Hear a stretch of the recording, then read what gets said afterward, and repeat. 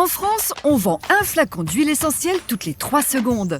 Si on les utilise avant tout pour leur odeur agréable, savez-vous qu'avec quelques gouttes, on peut soigner presque tout? C'est ce qu'on appelle l'aromathérapie. Et on la pratique depuis des millénaires. Comment agissent les huiles essentielles sur notre organisme?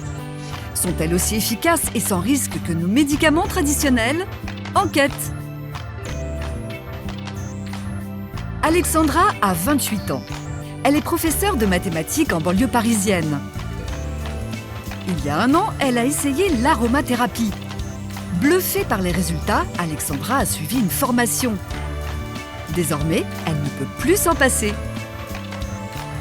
Avec les huiles essentielles, je soigne un peu tout. Ça va de la simple coupure aux maux de tête, aux maux de ventre, aux otites, aux allergies. Pour les petits bobos de tous les jours, j'ai la lavande vraie. Pour les coupures, pour les brûlures, je mets une goutte dessus pure et en fait ça aide à cicatriser. Et contre les maux de tête, fini les comprimés de paracétamol. Elle utilise un mélange à base d'huile essentielle de menthe poivrée. Je l'applique vraiment sur les tempes comme ça et ça marche vraiment. Des remèdes comme celui-là, Alexandra en a des dizaines. Mais les huiles essentielles ont-elles vraiment des propriétés curatives? Peuvent-elles, dans certains cas, remplacer les médicaments classiques, comme par exemple des antibiotiques? Pour de nombreux médecins, la réponse est oui. C'est le cas de Yona Chabot, médecin généraliste qui en prescrit régulièrement. Les huiles essentielles peuvent agir au niveau du système du corps humain. Donc, ils peuvent être des antibactériens, antiviraux, antimycotiques, anti-inflammatoires ou antalgiques. Chaque huile essentielle est unique. Ces petites fioles auraient donc de véritables vertus thérapeutiques.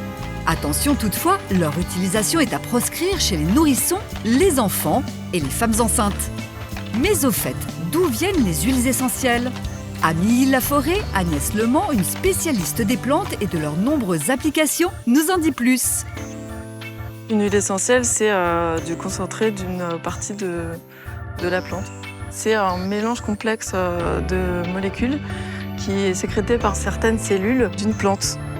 L'huile essentielle peut se trouver dans les feuilles, la tige, les racines ou les fleurs. Seuls 10% des plantes en produisent. Mais attention, ces huiles essentielles n'ont rien à voir avec nos huiles de table. Regardez, sur ce tissu, nous déposons une goutte d'huile de tournesol et à côté, une goutte d'huile essentielle. Au bout de quelques minutes, l'huile essentielle a quasiment disparu car elle s'évapore rapidement à l'inverse de notre huile végétale. C'est ce caractère volatile qui permet de l'extraire des plantes grâce à un procédé qu'on appelle la distillation par entraînement à la vapeur.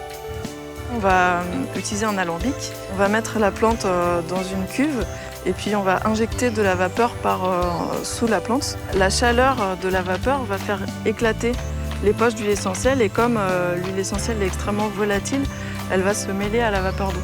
Et on a un mélange vapeur d'eau plus huile essentielle qui va passer à travers un refroidisseur. En refroidissant, la vapeur se condense et redevient liquide. L'huile essentielle, plus légère que l'eau, flotte à la surface. Il ne reste plus qu'à la récupérer. Et c'est aussi ce caractère volatile qui permet aux huiles essentielles d'agir efficacement au cœur de notre organisme, notamment lorsque nous l'inhalons, ce qui est la méthode d'administration la plus fréquente.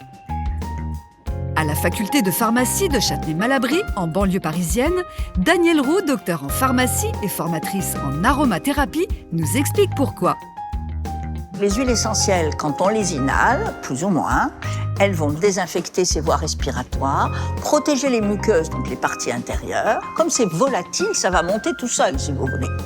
Plus on respire fort, moi je dis on sniffe, faut bien comprendre, hein, et plus on va apporter des molécules dans les voies supérieures. On peut également utiliser les huiles essentielles par voie cutanée. Soit une goutte pure frottée sur des points précis, soit mélangée à une huile végétale.